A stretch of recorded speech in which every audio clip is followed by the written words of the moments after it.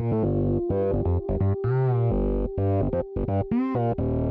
to the Investor Empowerment Series radio show, empowering your real estate investing with techniques, opportunities, and information, minus the BS and sales pitches. Now, please welcome the host of the Investor Empowerment Series, Joe Mueller, from the Tough as Nails Investment Syndicate, Joe Mueller.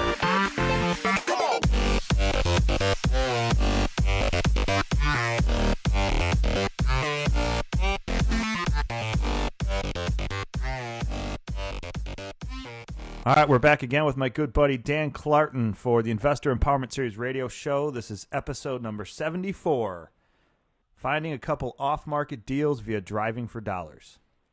So something happened today, or last night, I should say, in the Chicago market that I think is important for investors to think about. Dan's going to kind of elaborate a little bit more on that process. But first, a word from our quick sponsor. Insert commercial. Hey investors, I wanted to give a quick insider opportunity to the listeners out there who are currently doing deals or just getting started and looking to create more financial efficiencies for their real estate business. Introducing Investors Title Services, a much lower cost option for procuring the necessary title insurance policies for your real estate transactions. Think about how much money you've spent on title insurance in the past on either your current purchases or sales, and think about how much you'd be savings if just a couple $100s per transaction ended up back in your pocket.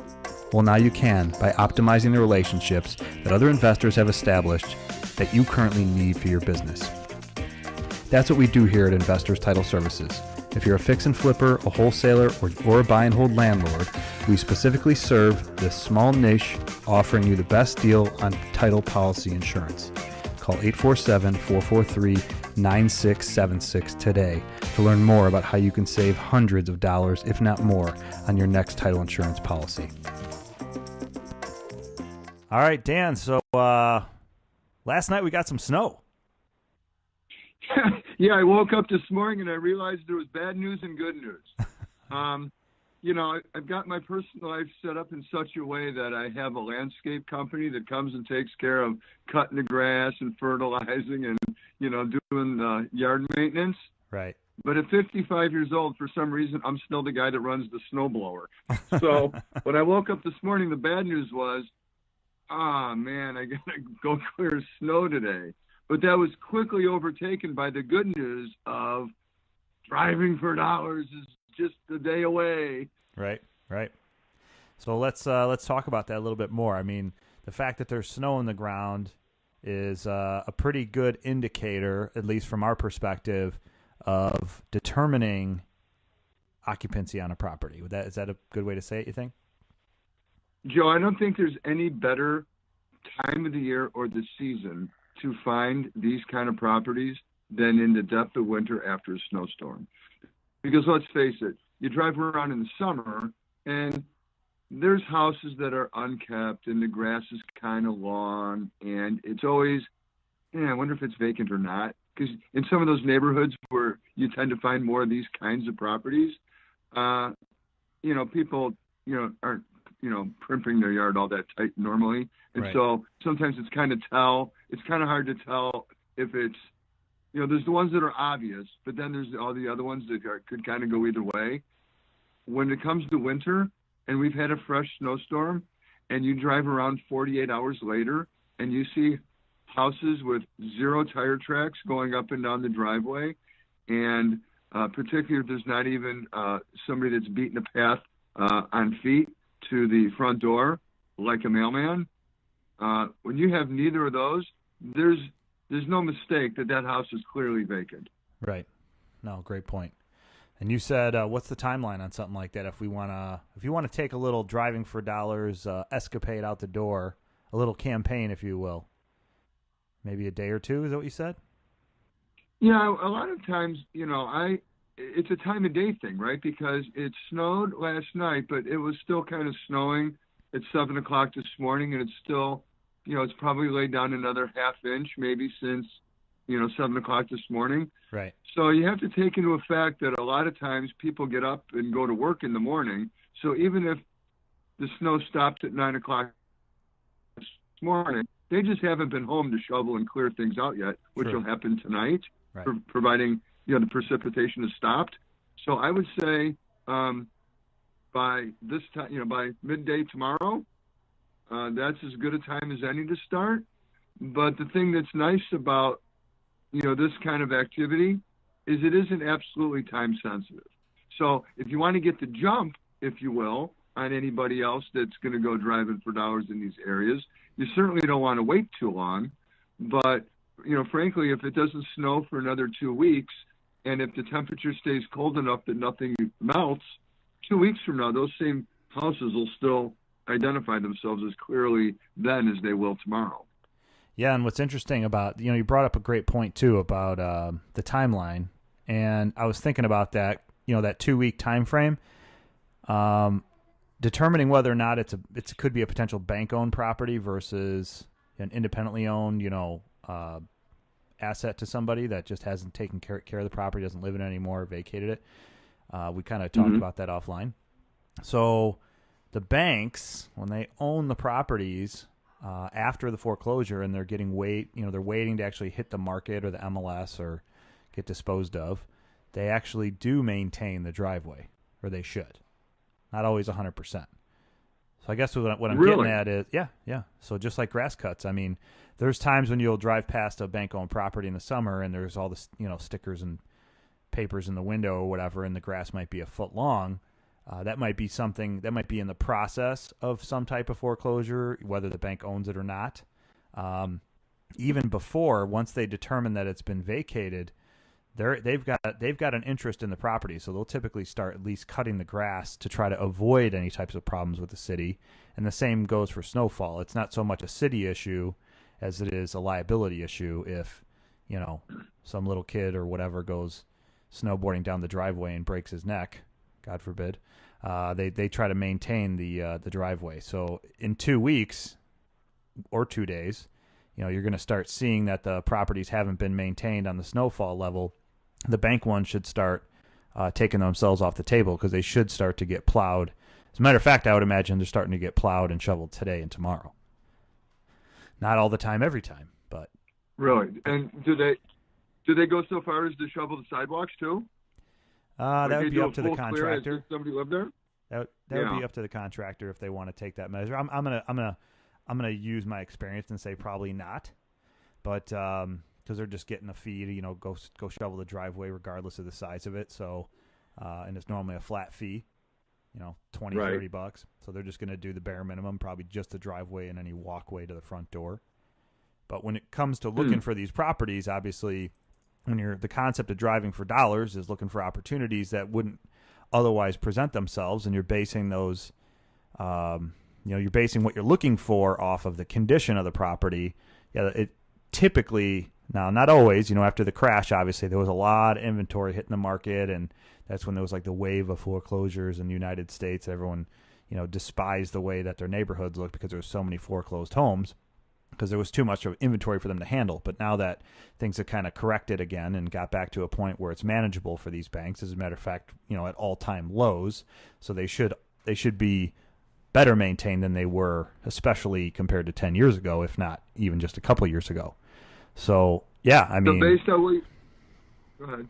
No, that was it. I was just going to say that when your goal when you're going out driving for dollars is to find off-market opportunities, the bank ones you typically wouldn't want to chase because they're already, no pun intended there. You wouldn't want to chase those bank ones because the chances you'll be able to actually get your hands on one are less likely, because 99% of them are sold via the MLS. Once the realtor has evaluated them and posted them and things like that. The banks are not looking to sell off market. They're looking to sell on market to maximize their dollar. So, you can eliminate that inventory by waiting a day or two, as you said, because they should start to get maintained. And maybe even if they're not, and you see no tire tracks in the driveway, for example, but some stickers in the window, it might be worth taking a quick peek at the house, walking up to it and seeing if it says anything about, being managed by a property or a broker or some type of preservation management company. That's typically something they post on the front window or door. Most of the banks require it, as a matter of fact. So now, based on what I just heard, and I'm glad we're having this conversation because it completely made me reevaluate what I said at the top of this podcast, meaning, well, if people went to work this morning and they haven't been home yet to have a chance to, kind of shovel their driveway and such, I think the opportunity gets even better if there's been an overnight snow and it's continuing to snow into the morning, because driving around now, today, midday, you'll be able to see the people that didn't back out of their driveway or garage to go to work today. Right. So you'll see plenty of houses that are, my house was one of them. My wife got up and left for work this morning, and when I took the dog for a walk, there was evidence that somebody had left the house this morning via the tire tracks. Right. Well, if we drive around today and you don't see tire tracks, that either means, somebody could be living there. They're unemployed or elderly or the such, but that would be kind of a tip-off clue, wouldn't it? Yeah, no, I agree.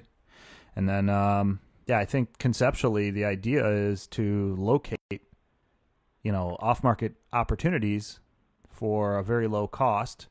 And while you're doing this type of an exercise, we'll call it, driving for dollars, looking for, beat up houses with boarded windows or tarps on stuff and snow in the driveway and piled up newspapers, all examples of lack of care. You're familiarizing yourself with the market that you're looking to purchase in. I think that's a huge factor that goes into this. And as you stated, you wouldn't want to go on the roads if there's still, an inch of ice out there, which looks like it's just starting to clear. But, what a great way for an investor who is looking for opportunities in a unique way for very low to no cost other than the fuel that it takes to drive around, to take some action on a day that otherwise might be kind of actionless given the state of the weather. Well, and the thing that, is so exciting about this kind of opportunity also, because when it comes to, quote, finding off-market properties, this whole notion of, you can make money without spending money is, to a large degree, utter nonsense. But there are a few techniques that require no real significant marketing spend to identify. And this driving for dollars, particularly after a snowstorm, is certainly a very inexpensive way to identify sometimes a pretty significant list of properties. If you target a couple, neighborhoods, or depending on how much time you have, you could drive, a couple towns for that matter. Right. Right. So what do you do once you've actually located a property that you think might be an off-market opportunity? So you could do a couple things.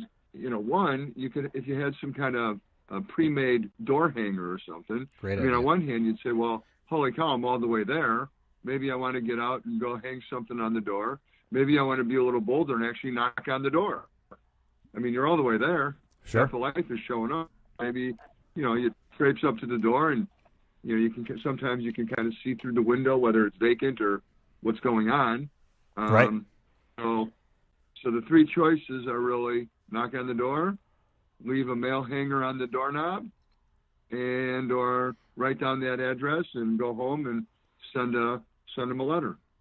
Yep. No, 100%. And the nice thing about sending a letter that I think would be a little more significant than leaving something on the door is that depending on how recent the vacancy of that property is, if they have any kind of mail forwarding, they might still get the letter. Right. Or if they've abandoned the house, they're not going to, well, first of all, they're not going to answer the door. And secondly, they're never going to go over there to get that door hanger off the doorknob. Right. No, I agree with you. And I know one of the things that we've seen when we've actually done the same exercise of driving around summer and winter looking for these opportunities is that we happen to get a pretty good percentage of return on the actual calls based on the number of letters. And I think, when you think about it, investors are typically targeting some type of distress that's publicly known, right? So let's call it a pre-foreclosure, for example. So they'll buy a list off of one of the resources online, and they send them a letter like, hey, I'm interested in buying your house. I want to help you out of your situation, et cetera, et cetera. When you send an I guess I don't know the right word, but an uninvited invitation, we'll call it, to contact them with interest in the property, and you've already determined that there's some type of distress just based on the appearance of the property, not a public record. For example, there could be gutters that are hanging, or a boarded up window, and people still can be occupying the property. It creates a greater response rate, because they're like, yeah, obviously they've already possibly given up on the property. They're not maintaining it. Maybe there is something going on. No one just knows it yet. And when you send out that letter or that postcard, or you leave that door hanger, they have a tendency to call back, because they're like, what does this guy know about my situation? Or maybe they're looking to just get rid of it sooner than later and get themselves out of that situation faster than waiting until whatever it is that's causing that distress to actually come about and become a real life realization. At least that's what I see on our stuff. Yeah, I mean, there's three kinds of distress that you should be paying attention to when it comes to, off-market deals in particular, or, to some degree even listed properties. But, two of them are certainly what you mentioned, the financial distress, which is why their foreclosure is available on a public record. Right. And by driving around, it allows you to see the physical distress, if there's any. Right. And I'm just saying, from our experience, I know we've done some, we've taken some days where we've just gotten in the car and we've hit some of the neighborhoods that we would like to do some deals in. And when we write down those addresses and we follow up, we've actually got a pretty good response rate in return, and we're getting phone calls back, whether it's somebody just saying, why the heck are you asking me if I want to sell my house? Or they're actually thinking in the back of their head, like, hey, maybe this would work for my situation, because, typically when people aren't taking care of their property, there's something else going on. Typically. Yes. Could be a landlord, could be a tenant there as well. I mean, there's a million different reasons, but just from when I keep track of the marketing that we're doing, I've noticed that we actually get a pretty good return back from actually mailing when we're doing the driving for dollars style. Sure. There's always certain things that get a little bit more action than others, but the reason you do everything is because, it's really just a numbers game, and you have, as we often say, you have to move a lot of dirt to find a couple of gold nuggets. That's 100% right. One last thing before we wrap this up on our beautiful Monday morning podcast here in the snow of Martin Luther King Day. As we were talking, I went on Bigger Pockets, because I'm thinking, hey, what's another way to maybe find some opportunities? And I think it's something that investors should really give some strong consideration to. Again, a free way to find opportunities. I just did a search under the marketplace in Bigger Pockets for what's available in Illinois. So investors that are selling other properties or have wholesale opportunities in properties in the Illinois area. And there's one that came up actually in McHenry, 3-bedroom, 2-bath, 1,700 square feet for $75,000. And the guy gives a quick post about saying, ARV is about 150 to 160, needs about 30,000 worth of work. That took basically zero effort for me to find that. I know the area, and I've actually driven past that house because it was posted either by the wholesaler somewhere else or something. But $75,000 for a house in McHenry, that's not that bad of a deal, depending on what it looks like. Depending on the level of physical distress when you get there, but if it's any kind of decent bones on a house, that sounds like a great deal. Right.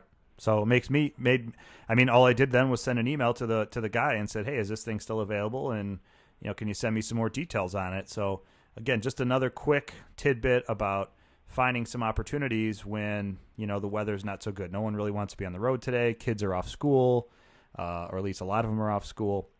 The weather's still kind of crappy out here. It's freezing cold. The snow's still kind of blowing around. They haven't cleared all the roads yet. So maybe when you're looking for an opportunity, just sit down at your computer and map out a route of the areas you're looking to invest in. Go drive some neighborhoods and maybe do some sketching along the way. You can ride in the sled if you want. That was funny you said that. I was going to say, with the kids off school today, back when back before color TV when I was a kid. Yeah, we used to run out and grab the bumpers of cars and get dragged around the neighborhood. I don't see that so much anymore, but today would be a day for that for sure. Yes, it would be. Yeah, and a great way to get to know your market and your neighborhood just by driving around, looking at the areas and the properties and the neighborhoods you're interested in. And then maybe hop on a website and like Bigger Pockets and do a search, and maybe you'll find something that could unveil that next golden nugget. Dan, thanks for your time. Sounds like a plan. Yeah. I'm going to come pick you up. Great. All right. This is Joe Mueller and Dan Clarton with the Investor Empowerment Series radio show, episode number 74. We'll see you around next time.